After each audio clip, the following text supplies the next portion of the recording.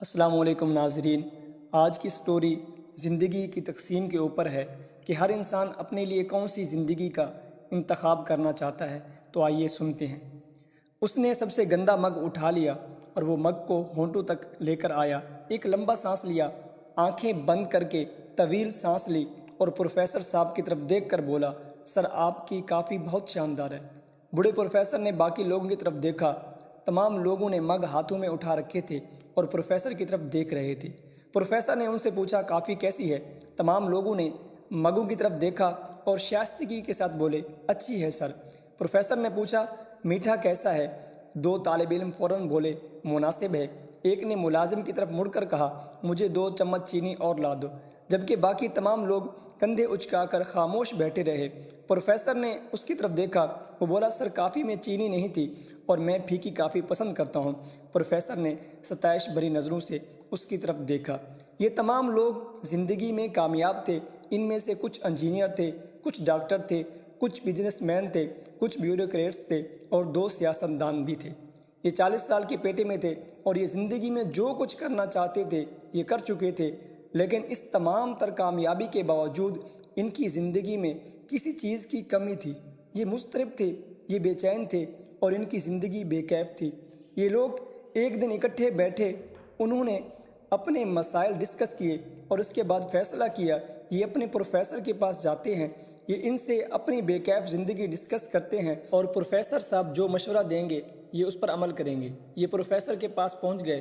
Professor ایک مطمئن انسان تھے۔ یہ ایم اے کے بعد کالج میں لیکچرار بھرتی ہوئے، پی ایچ ڈی کی، کالج سے یونیورسٹی آئے اور خوشگوار زندگی گزار رہے تھے۔ یہ سب لوگ پروفیسر کے پاس پہنچ گئے۔ پروفیسر کے پاس اس وقت ایک اور اسٹوڈنٹ بھی بیٹھا تھا۔ یہ پروفیشن کے لحاظ سے فوٹوگرافر تھا اور سماجی رتبے میں ان سب سے کم تھا۔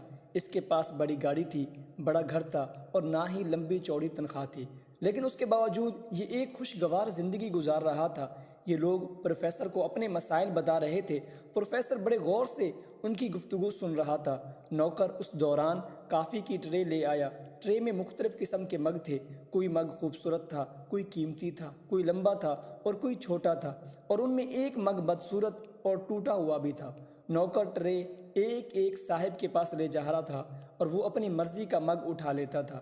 یہ ٹرے جب فوٹوگرافر کے پاس پہنچی تو اس نے بدصورت ترین مگ اٹھا لیا، لمبا سپ لیا اور سرشاری کے عالم میں بولا، سر آپ کی کافی بہت شاندار ہے، جبکہ دوسرے لوگ مگ ہاتھ میں اٹھا کر چپ چاپ ایک دوسرے کی شکلیں دیکھنے لگے۔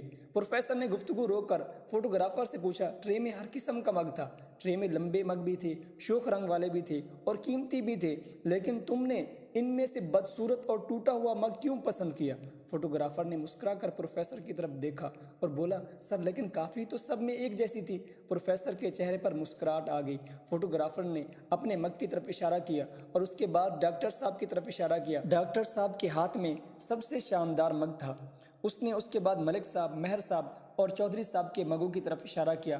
ان سب کے مگ بھی شوخ، خوبصورت اور قیمتی تھے، اور اس کے بعد اس نے پروفیسر صاحب کے مگ کی طرف اشارہ کیا اور بولا، جناب ہم سب کے مگ مختلف ہیں، لیکن ان میں ایک چیز کامن ہے اور وہ چیز کافی ہے۔ وہ رکا اور اس کے بعد بولا، اگر ہم مگوں میں سے کافی نکال دیں تو یہ تمام مگ بے معنی ہو جائیں گے۔ یہ مگ کتنا ہی خوبصورت، قیمتی اور شاندار کیوں نہ ہو، ہم اسے اٹھانا پسند نہیں کریں گے۔ وہ رکا اور دوبارہ بولا، ہم نے جب کافی ہی پینی ہے تو پھر مگ کا سائز، رنگ اور برانڈ کی کیا حیثیت ہے؟ چنانچہ میں نے وہ مگ اٹھا لیا جس کی طرف ان میں سے کوئی شخص ہاتھ نہیں بڑھا رہا تھا۔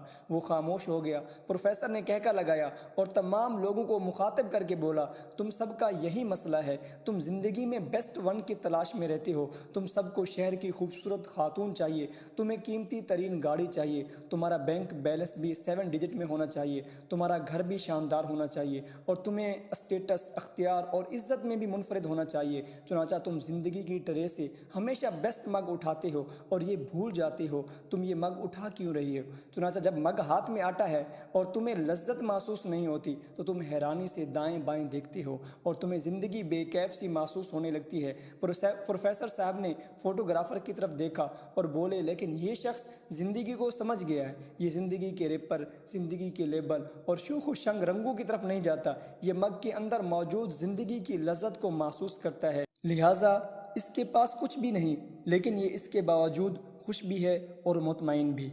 ناظرین، اب بھی جب بھی کوئی مگ اٹھائیں تو کافی کی خوشبو، جھاگ اور اس سے اٹھتی ہوئی مسرت کو دیکھ کر اٹھائیں، اس کے رنگ و روغن اور سائز پر توجہ نہ دیں۔ ہماری زندگی بے شمار مگوں میں تقسیم ہوتی ہے۔ ہمارے مکان ایک مگ ہیں، ہمارے دفتر، ہماری جابز، ہماری گاڑیاں، ہمارے سماجی تعلقات، ہمارے معاشرتی مرتبے اور ہمارے بیوی اور بچے یہ بھی ایک مگ ہیں، اور ہم لوگ اکثر اوقات مگوں کا رنگ و روغن، قد کاٹ، قیمت اور معیار دیکھ کر انہیں پسند یا ناپسند کرتے ہیں۔ ہم میں سے کوئی شخص ان مگوں کے اندر جھانک کر نہیں دیکھتا۔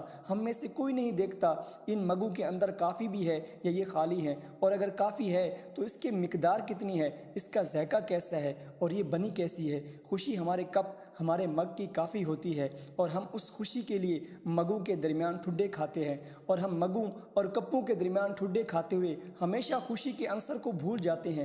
ہمیں بڑی گاڑی چاہیے، ضرور لینی چاہیے، لیکن کیا یہ گاڑی ہمیں خوشی بھی دے گی؟ ہم نے یہ کبھی نہیں سوچا۔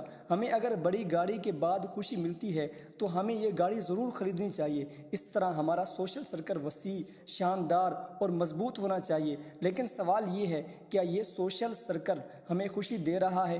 اگر ہاں تو ہمیں اس سرکل کو مزید سے مزید پھیلانا چاہیے، اور اگر ہم شاندار، طاقتور اور مضبوط لوگوں کے درمیان بیٹھ کر بھی اداس، پریشان اور کنفیوز ہیں تو پھر ہمیں اس سرکل سے فوراً نکل جانا چاہیے۔ اور اگر ہمارا کام، ہماری جاب، ہمارا بزنس بھی ہمیں خوشی اور اطمینان نہیں دے رہا تو پھر ہمارا 7 ڈیجٹ اکاؤنٹ، ہماری فیکٹریاں اور ہماری ترقیاں بھی بے معنی ہیں۔ لہٰذا ہمیں یہ کپ بھی واپس ٹرے میں رکھ دینا چاہیے۔ ہم لوگ اگر زندگی میں خوشی دیکھ کر فیصلے کریں تو ہمارا ہر مگ ہمیں مسرت اور اطمینان دے گا، لیکن اگر ہم مگوں کا رنگ و روغن، معیار، برانڈ اور قیمت دیکھ کر فیصلے کرتے ہیں تو زندگی کا ہر مگ ہمیں پہلے سے کہیں زیادہ اداس اور پریشان کر جاتا ہے۔ پروفیسر کا فوٹوگرافر شاگرد ان کے تمام کامیاب شاگردوں کے مقابلے میں زیادہ سمجھدار تھا۔ وہ زندگی کی سب سے بڑی حقیقت کو سمجھ گیا تھا، اور یہ ہمیشہ کافی دیکھ کر مگ اٹھاتا تھا، مگ کی شکل دیکھ کر نہیں۔ چنانچہ یہ کچھ نہ پا کر بھی خوش تھا، جبکہ دوسرے لوگوں نے زندگی کے خوبصورت ترین مگ اٹھا رکھے تھے، لہٰذا یہ سب کچھ حاصل کر کے بھی اداس تھے۔